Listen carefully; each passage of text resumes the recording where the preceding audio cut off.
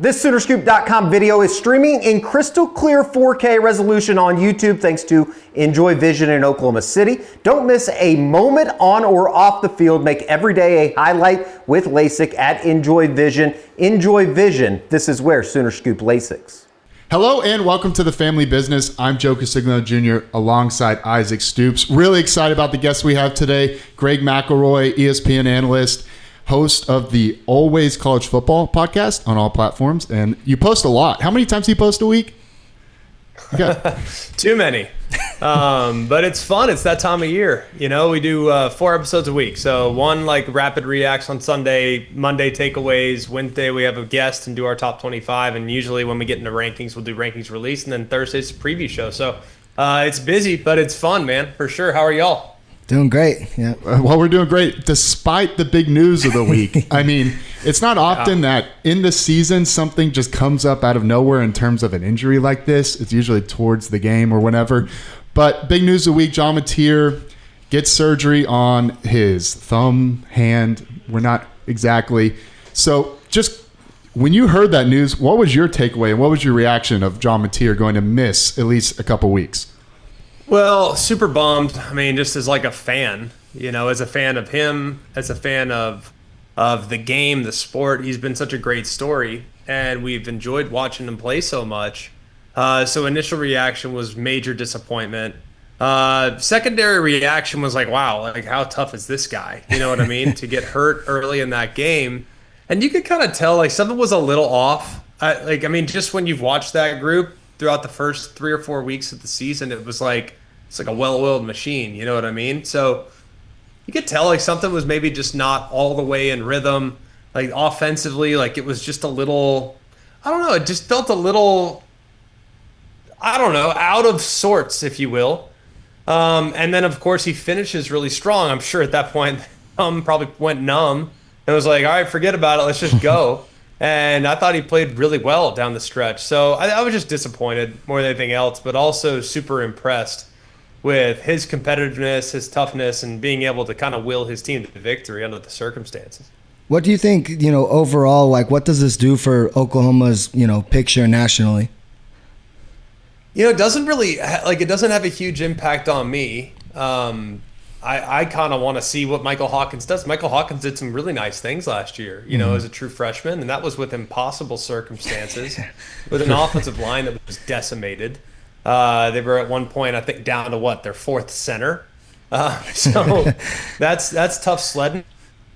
And then all your receivers get hurt too. So it was hard to get a gauge on him. I know he's a great athlete. I know they like him. I think it says a lot about his maturity too to stick around. Even when they brought in Mateer and say, I'm good learning. I'm good with that. Like I could use a year.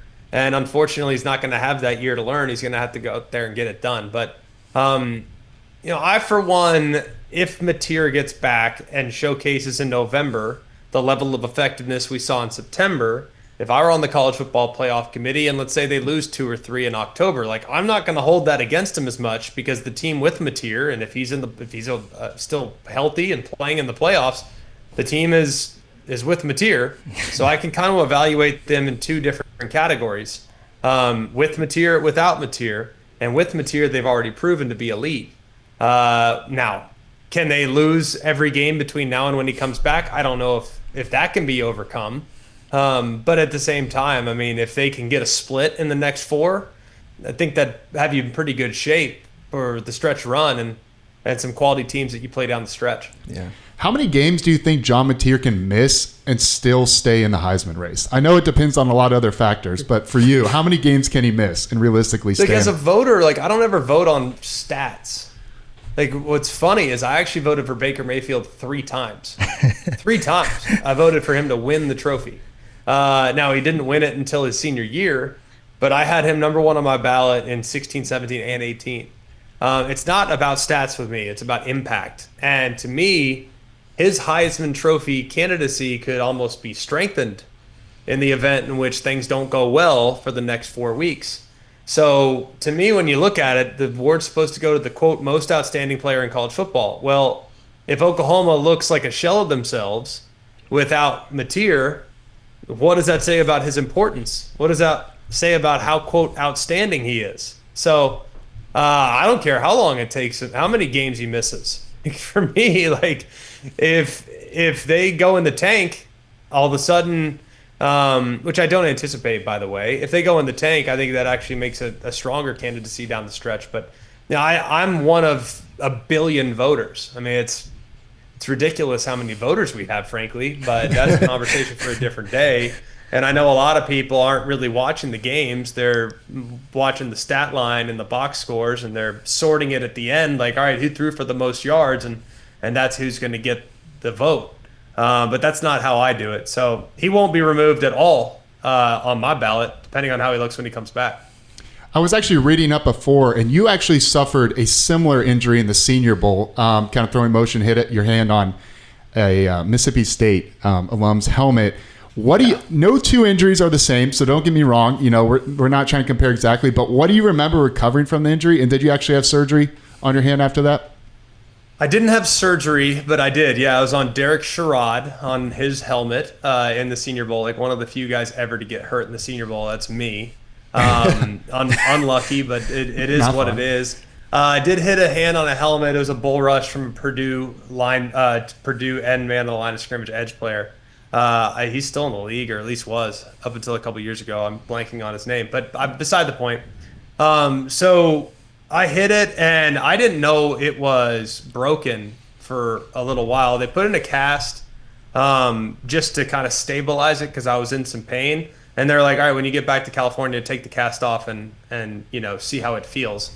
And I was trying to throw, and I couldn't really throw, and my hand was killing me. But it was draft prep, so I was like trying so hard to get through it and to do something so that I could participate in the combine, so I could participate in pro days and all that other stuff. And it just wasn't gonna be. So I did not treat it appropriately. He's gonna be under incredible supervision. They have a tremendous medical staff at Oklahoma. So I mean, they'll get him back as soon as humanly possible. Now, I did play in the national championship game with broken ribs. And throughout that entire bowl prep, it was 35 days, and it takes about 6 weeks or so for those ribs to feel 100%. Well, we were at 5. So we weren't quite at that point yet, but I had like a bone stimulator that I wore almost all the time. Unless I was on the practice field, in the hot tub, in the cold tub, or getting treatment, I was wearing that bone stimulator. I mean, around the clock to try to increase the blood flow, to try to increase how quickly that bone would actually heal. I would imagine he'll have something similar, but the fact that he got surgery probably accelerates the process of his return. I don't know the specifics. I'm not an orthopedic surgeon, but knowing what the injury was, talking to people that have operated on that bone before, 4 weeks is real optimistic. 6 weeks is the normal time frame, but when you think about it, we're talking about a big time player here and a physical athlete that would not be that of, quote, the normal timeline. So I think if you look at it, 4 weeks seems optimistic, but it wouldn't surprise me. You know what I mean? When it comes to a guy that is this competitive and wants to get back out there. I think we've all become and gotten our WebMD degree this week. I'm sure everybody in Oklahoma has gone through every document and every piece that they can find on any sort of thumb, metatarsal injury, ligament. I was gonna ask, like, were you even, like, this might be a dumb question, like, were you even able to, like, even hold the football? Like, I don't know how he completed like 16 of his last 17 passes. Like, could you even grip the ball? So, like, I broke this bone right here. Oh, okay, like, so that's a little different. Metatarsal, so it's a little different than his. I tried one pass after that in the game, and it was 20 feet over the receiver's head. Airmailed it. I mean, it was like I tried. I mean, but it was like that didn't come out right. I couldn't really get through it, and like with it being index finger, it's a little different than thumb. But still, no, it had a huge impact on me. But with the bone down here, kind of at the base of the wrist and the hand, maybe it won't have as much of an impact. I don't know. But I'm sure it's reinforced. They're not going to rush him back. Like the good news is with now the 12-team playoff, like you're afforded the opportunity to have a couple missteps and still very much be in the mix. So the ultimate goal, I think, is to get him back for the stretch run when you have a bunch of really tough teams down in the final month of the season. If he's back for that, if he's back for Tennessee, that's great. You know, that's November 1st. If he's back for Tennessee, great. If he's not, then you have a week off, I believe, before you play Bama. So I think there's time, but yeah, I mean, I couldn't throw it, but it's pretty amazing he was able to stay in there. That's for sure. I think everybody, and that's why it was so surprising. You get murmurs of it Tuesday, and then it finally breaks, and you're like, whoa. And like you said, if there was a time, well, I cannot speak right now. If there was a time for this to happen, it would be Oklahoma gets a bye week, gets Kent State, and then gets Texas. So Michael Hawkins has essentially 3 weeks to prep for Texas. Sorry, the Golden Flashes. I think they'll be working on a little bit of Texas prep that week. You mentioned a little bit about your impression of Michael Hawkins, but what can Ben Arbuckle do, his creative mind, and put Michael Hawkins in a good position for Texas?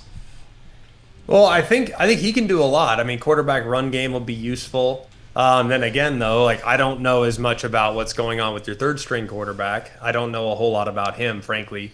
So how much do you want to expose Hawkins in the run game? That could be helpful. It'll put a new level of emphasis on how the offensive line plays. But I think more than anything else, it's going to probably revert back to becoming a little more complementary, where, hey, our defense is a top 3, 4, 5 defense in the country. Those guys are going to have to be off the charts. And those guys will have to elevate their play, because you might not want your offense out there for 65, 70, 75 snaps in the game. So it's probably going to go back to being a little bit more ball control, smart. Don't go for it on 4th and 3, punt it away, play field position, stuff like that. But I think Arbuckle's a good coach, man. He's a creative coach. He's going to create opportunities for his guys. And just with how they utilize rubs and picks and move the pocket, stuff like that, there's things that they could do to kind of calm things down for Hawkins, but we haven't seen him. There's a lot of optimism that he's progressed a lot. You make a huge jump from year 1 to year 2 as a player. Now it's his first year in this offense, but he's been going through it for a little while now and has watched John play at a high level. So I think he's going to be fine. I really do. I think he's going to be fine. I think he's a really capable weapon. And I do think some of the accuracy last year was a little bit spotty, but so is everybody's as a freshman. So I would expect him to be a better version of himself from last year. And I do think that Arbuckle can help him with simplifying reads and moving the pocket and kind of making it half field and then utilizing his legs as often as they can. One play I feel like Texas, and I guess everybody will be looking for, is that sideline play that we ran against Auburn last weekend. Auburn fans have been very displeased about it. It's been apparently noted that we asked in practice, asked before the game. What was your, you were at the game, you were at the game. What was your, impression of that? Just give us, your thoughts on that whole fiasco. Well, first of all, it was a little shock, I think more than anything else, it's 2nd and 20. The last thing we're thinking in the booth is some type of unique trick play. So I didn't really see where he came from. I didn't really see how it happened. I'm immediately give me a shot. Where's the receiver? We couldn't find him on any of our cameras. You know what I mean? So yeah, the TV the only copy way we missed it. found him is on camera 4, which is in the end zone. He's in charge of Oklahoma sideline reaction. So he's zooming in to go see Venables, Arbuckle, to try to catch and capture some type of reaction there, especially in the red zone, because they're close to being in scoring distance, and you want to get the fist bump in replay. So as they're zooming in, they all of a sudden zoom past number 5, and you can see Satania sitting right there. It's oh, there he is! We found him! It took us a while to find him because it wouldn't have been in your normal frame. So we found him. Here's my thing about it. You got away with it. It's not something that I think you should be celebrating. You know what I mean? To me, it's a little bit all right, I was able to get away with paying a little less taxes this year than I probably should have. I'm not going to tell anybody, but I got away with it. So let's just move on, right? Yeah. Move on. It is what it is. I think it's been funny. I went on Dari Noka's radio show in Norman, and Dari and I are really close friends. And I was I hope that they don't do that again, because it is, quote, illegal. It, quote, should have been 15 yards or whatnot. They got away with it. And guess what? People get away with stuff all the time. So they're not the first. They won't be the last. There will be people that will try to skirt the rules or try to create an advantage forever. It's college football. It's what you do. You try to create advantages. So I wasn't mad at Oklahoma at all for trying it. I was more taken aback that that it's a play that can still be used. Like we did that exact same play in Pee Wee football. Yeah, it's like the Exact same play. Like I remember it vividly. Like I'll never forget it. Like, I threw it to a guy named Rodney. It was awesome, and I think it might have been my only touchdown pass of the year. I was in 4th grade. But so we've done it. Like I've used that play before. So like to me, they got away with it. I don't know if I'd go out there and like staunchly defend it because the SEC essentially confirmed that it was not officiated properly. But you got away with it, and hey, sometimes you get some breaks. And believe me, there have been a million games in which the game has broken away from Oklahoma and from Auburn and from others. So you win some, you lose some. They won that one. Just take it and run and don't talk about it. Yeah. That's what I would do. I think that's the right approach on that one. I don't think that's one you're going to go and try to run again, especially unlike the tush push in the Eagles. The refs are going to be watching the substitutions very, very closely going forward. They know they don't want to get in trouble on that one again. It's kind of the defense has been a big talking point, and I think kind of as a national scene, like Miami is kind of seen as the most dominant defense. LSU you can throw in there. Missouri's actually got a really good defense. But how close is Oklahoma's defense to being in that true upper echelon top 5 defense in the country? Do they have an argument? I think they're there. I mean, I said to our crew last week, and I might have told Venables this. I really don't remember. I told him, like, I think it's the best group I've seen this year. I mean, I really mean that. Now, part of that has to do a little bit with the competition, and I don't think Michigan was necessarily equipped to take shots on the outside to take advantage of a young corner. So maybe it was slightly misleading but I'm telling you, the athleticism in the front 7. I really like their safeties. I think one side of the field can be locked down in coverage. Like I really, really like the defense at all 3 levels. I think they're great. And they're a fun defense to watch, to be honest with you. I think I've always liked Venables' scheme. And even dating back to his time at Clemson, I just think he does a nice job. And I think his defense is thoughtful. And sometimes you'll watch defenses that blitz, and it's like they blitz just for the sake of blitzing. He blitzes for a reason. And guys are aligned in the pre-snap for a reason. And they force you as a quarterback to kind of abandon your rules sometimes. And that's hard. So, for example, like the linebackers will start on opposite sides of the center. Like the entire protection is dictated with the center. Like you have left and right.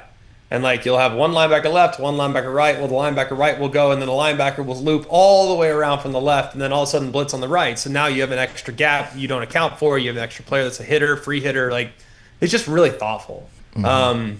And I think there's a lot to appreciate about that. Like it would not be a fun group to play against. So I do think that there are some areas where they could potentially get got against top tier competition at wide receiver. We saw that a little last week. Cam Coleman. Had Jackson been a little more accurate on some downfield throws, like is it a little different animal? Like sure, some of the underthrows were catches, but they could have been touchdowns, So that would have me, and then the overthrow down the right sideline in the same situation on the double move. So they need to probably find a little help for that side. And Venables acknowledged that at halftime. He says, we got to probably double Cam Coleman, and we got to probably help out Guillory a little bit because he's young and he's still learning.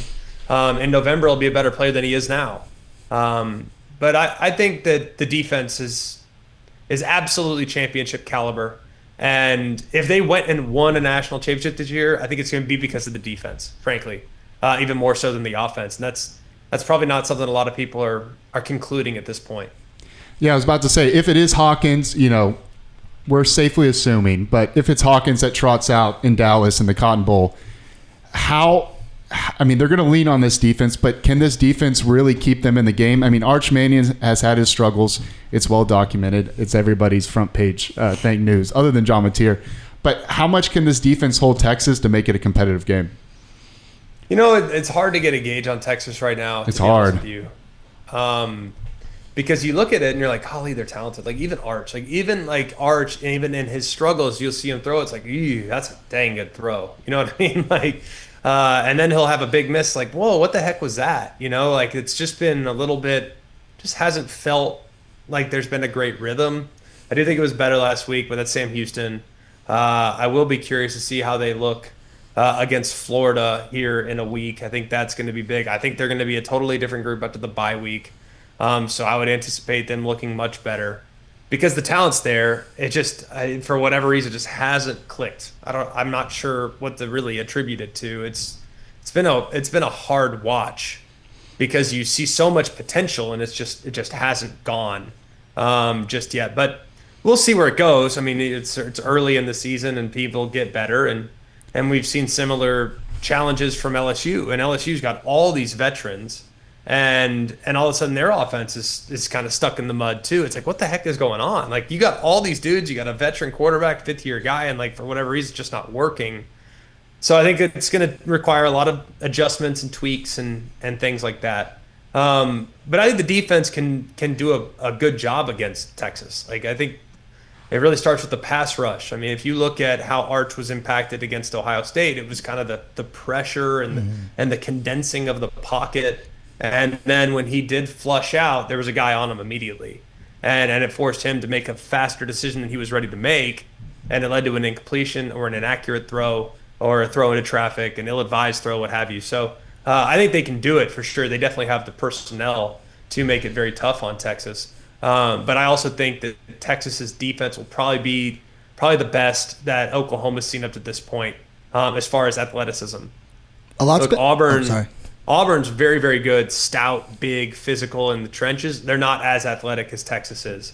Michigan, kind of similar, big, physical, run-stopping, Big Ten-style football team. Not as athletic at the second level, and probably not as good in the cover guys in the back end. So I think there will be some challenges moving the football against them. That could see that being a pretty low-scoring game. This weekend, I mean, every college football fan is kind of licking their chops on what this weekend slate is. You're calling the LSU-Ole Miss game. That's, of course, two opponents that Oklahoma has on their schedule. You kind of mentioned to everybody's looking at LSU. Their defense has impressed and what Blake Baker can do, but they're looking at that offense, and they've kind of seen some struggles with a presumably very talented quarterback in Garrett Nussmeier. Going into this weekend, Ole Miss brings in Trinidad Chambliss, who's been very impressive also as a starter. What are you looking at that game? And then the line has actually moved from LSU favored being Ole Miss. Do you think that's kind of where you're heading to as well? I know you can't predict it, but this Ole Miss team is really, really talented. They're good. You know, I think what's been weird about Ole Miss this year is probably holding them to a bit of an unfair standard on defense. Just what they had last year. They were so good on defense last year. I mean, it was absurd. So talented. And I don't know yet like how it's all going to shake out for them as the season goes along, but I think that group has a chance to get better. I think what's interesting is you got an elite defense in LSU going against an elite offense in Ole Miss. And you have a suspect offense in LSU going against a suspect defense in Ole Miss. So that to me is like, all right, who controls the pace? Who controls the tempo? If it becomes a track meet, that's advantage Ole Miss. If it becomes a slog, it's probably an advantage LSU. I think that's kind of how I see it. It is going to be interesting because I do think one area where LSU has not been as good the last few years is in the secondary. That's not the case this year. Like, they are really good on the back end. And they have locked down guys at a few different spots. And that, to me, I think makes them very different. It allows them to kind of free up their linebackers, and they're not afraid to blitz you because those guys that are now on islands, they can win. And I think that makes playing against that defense very tough. So you got to beat man coverage. You got to create separation. You got to be on time throwing the football, because if you're not, you'll get hit. And those guys will close and recover if they're beat initially. The other thing with LSU is their offense. I feel like they've been a little bit too, I don't want to say stagnant, because they've utilized a lot of motion and shifts. But I don't know if that's in their best interest long term. Like, I think Nussmeier's a guy that kind of wants to get back and get guys out and to have five-man protections, and he'll kind of pitch the ball over the yard and kind of spreads you out and spreads you vertically. Like, I think that's who Nussmeier is, and that's not what they've been. But I think it's coming. You know what I mean? And this could be the group that it's coming against. So I think this one could end up being a pretty high-scoring affair. That's kind of how I see it. Just knowing that LSU has that firepower, they just haven't really unleashed it yet, is what I'm most intrigued by. So we'll see. I mean, I think it's going to be a great game. I'm really happy to have it. And Obviously, Ole Miss is one of y'all's big rivals now. So Breaking news. That's big. look forward to seeing that one on an annual basis starting next year. I think all Oklahoma fans kind of saw that and tilted their head a little bit, but then they remind themselves like, hey, we get to go to the Grove 2 times in the next 4 years, so really not that bad. Like, it makes sense. Like, look, growing up in Dallas and like being super familiar with Oklahoma and Texas, and like the root of my college football fandom is in the Red River shootout when I was a kid. Now it's the Rivalry. The proper name. Like that's the lifeblood of my childhood. Like, I watched, Mac Brown and Bob Stoops. I watched them like every year of my life. Like, I went to that game 9 times as a fan. That's cool. And 1 time as a broadcaster. So I've been to 10 Red Rivers. So I've been asked a million times, like, who makes the most sense for Oklahoma? And naturally, it's Texas, it's A&M, and it's Missouri. Those to me made the most sense as a guy that grew up as a Big 12 fan. Naturally, Missouri's back. Texas is never going anywhere. But A&M already had this matchup with LSU that's become really good the last 12 years. So what do we do with Oklahoma? Do we put them with Arkansas just because of geography? But there's not really a lot of history there. Yeah. Surprisingly not. Yeah. You would think. Like, weirdly, like, it's not really any history. So the way I look at it, it's like, okay, well, I've liked points. Oklahoma traditionally has scored a lot of points. Ole Miss, as long as Lane's been there, has scored a lot of points. Even prior to Lane, they've scored a lot of points. Like, that could be one of the most entertaining games of the year. Without like natural, deep-rooted rivalries and historical elements, like if it becomes a track meet, that's highly entertaining. And that game could very well be a track meet every year, which to me is kind of fun. So it made sense stylistically, like why they decided to put those two together for the next 4 years. Yeah, easily with Lane and, however long Arbuckle's here, we'll see how that pans out. It's going to be a good offensive game. Greg, thanks so much for joining us. For everybody watching, make sure to listen to this podcast. It's on all podcast platforms. I choose Spotify. That is my current platform. And then watch them Saturday, 2:30, LSU, Ole Miss. For everybody watching, remember to like, comment, and subscribe. That helps us help you. And we'll catch you next week with another edition of The Family Business. Remember to keep in the family.